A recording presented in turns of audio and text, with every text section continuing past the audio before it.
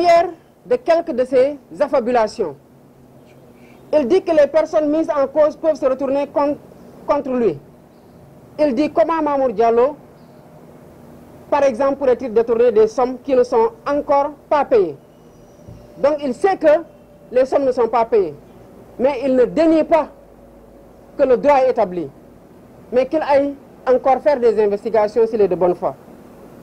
Il oublie seulement que depuis lors, le mis en cause ne s'est pas retourné contre Ousmane Sonko. Et n'a pas porté plainte malgré la plainte annoncée. Pourtant, il a une réputation à défendre, l'honneur d'une famille à préserver.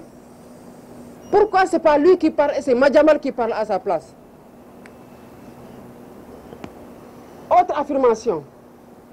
Et quand il dit comment le détournement a pu avoir lieu, mais il n'a qu'à poser la question au procureur de la République, dont la plainte est sur la table depuis le mois de mai 2018. Ça prend du temps quand même. Ce procureur-là qui était prompt à organiser une conférence de presse, à vous convier, vous journalistes, sur l'affaire Khalifa Sall, pour justifier pourquoi il devait poursuivre. Et c'est pour ça que je demande aux mêmes journalistes d'aller voir le procureur pour lui dire, dans l'affaire Mamour Diallo, dont tu as reçu plainte, pourquoi tu n'as pas organisé de conférence de presse? Pourquoi ça ne bouge pas? Les Sénégalais aimeraient savoir. Et dans sa propre tribune, lui-même il fait une note de la rédaction, Madiambal Diagne, pour dire que les sommes sont dues à la famille Ndiaga Ndoye. Ce n'est pas vrai. Nous avons les actes d'acquiescement. Et sur les actes d'acquiescement, vous voyez ici, cet acte d'acquiescement signé le 22 août 2017. L'exproprié, à savoir donc Tahirou Sarr qui va signer sous le nom de Seydou Sarr, l'exproprié, déclare acquiescer par la présente à l'expropriation au profit de l'État des immeubles visés. Pour être exproprié, il faut être propriétaire au départ. Il n'a jamais été propriétaire. Comment peut-il accepter d'acquiescer, d'être exproprié sur un titre dont il n'a jamais été propriétaire? Comment?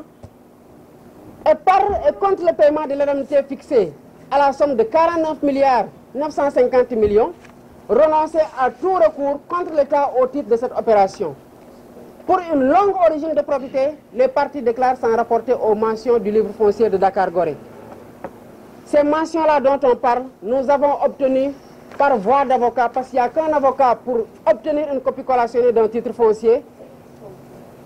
Si les organisations de la société civile veulent ça, on peut leur mettre à leur disposition. Ils verront que jamais de la vie, Seydou Sarr n'a été propriétaire. Deuxième acte.